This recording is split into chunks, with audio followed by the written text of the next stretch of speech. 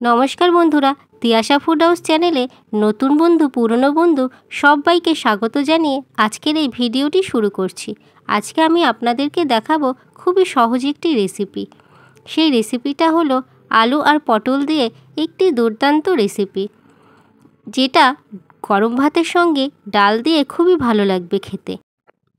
আলু পটলের রেসিপি তৈরির জন্য এখানে আমি 8টা পটল নিয়ে নিয়েছি। পটলগুলোকে সরু সরু করে কেটেও নিয়েছি। আর দুটো মিডিয়াম সাইজের আলু কেটে নিয়েছি। আলুগুলোকেও এরকম ঝিরিঝিরি করে কেটে নিয়েছি। এরপরে পটল আর আলু ভেজে নেব, যেটা ডাল দিয়ে খুবই ভালো লাগবে খেতে। তার জন্য কড়াইতে প্রথমে তেল দিয়ে দেব। আমি এখানে সর্ষের তেলে ভেজে নিচ্ছি, কারণ সর্ষের তেলে রান্নাটা করলে বেশি টেস্ট হবে।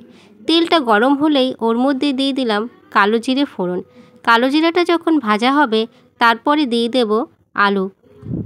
কেটে রাখা সমস্ত আলুগুলোকে দিয়ে দিচ্ছি।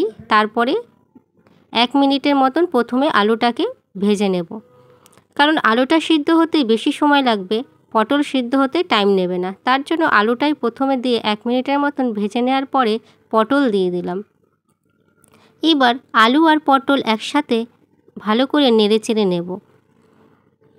এইভাবে আলু আর পটল একসাথে ভাজা করলে খেতে খুবই ভালো লাগবে। আপনারা বাড়িতে অবশ্যই আলু পটল একসঙ্গে ভেজে দেখবেন, খুবই ভালো লাগবে খেতে। আলু পটল একসঙ্গে 1 মিনিটের মতন ভেজে নিয়েছি। তারপরে দিয়ে দেব স্বাদ অনুযায়ী নুন, আর দিয়ে দেব পরিমাণ মতন হলুদ। এছাড়া দিচ্ছি ঝালের জন্য 4টে কাঁচা লঙ্কা। এবার সব কিছু একসাথে ভালো করে পটল আর আলু একসঙ্গে ভেজে নেব। ভালো করে ভেজে নেব, একটু লালচে লালচে করে ভেজে নেব, তাহলে ভাজাটা খেতে খুবই ভালো লাগবে। আলুগুলো সামান্য একটু সিদ্ধ হয়ে গেছে। এখন আমি ভালো করে নাড়াচাড়া করে আলু পটল একসাথে ভেজে নেব।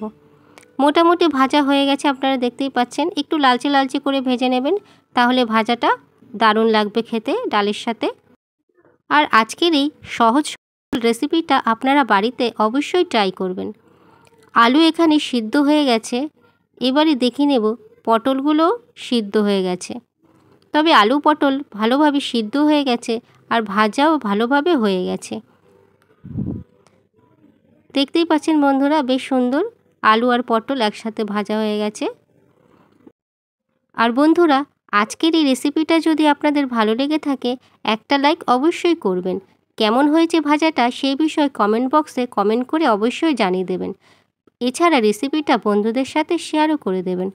পরবর্তী এই ধরনের আরও নিত্য নতুন মজার মজার রেসিপি পাওয়ার জন্য চ্যানেলটিকে অবশ্যই সাবস্ক্রাইব করবেন, আর পাশে থাকা বেল অপশানে ক্লিকও করে দেবেন, যাতে পরবর্তী রান্নার নোটিফিকেশান আপনার ফোনে প্রথমেই পৌঁছে যায়।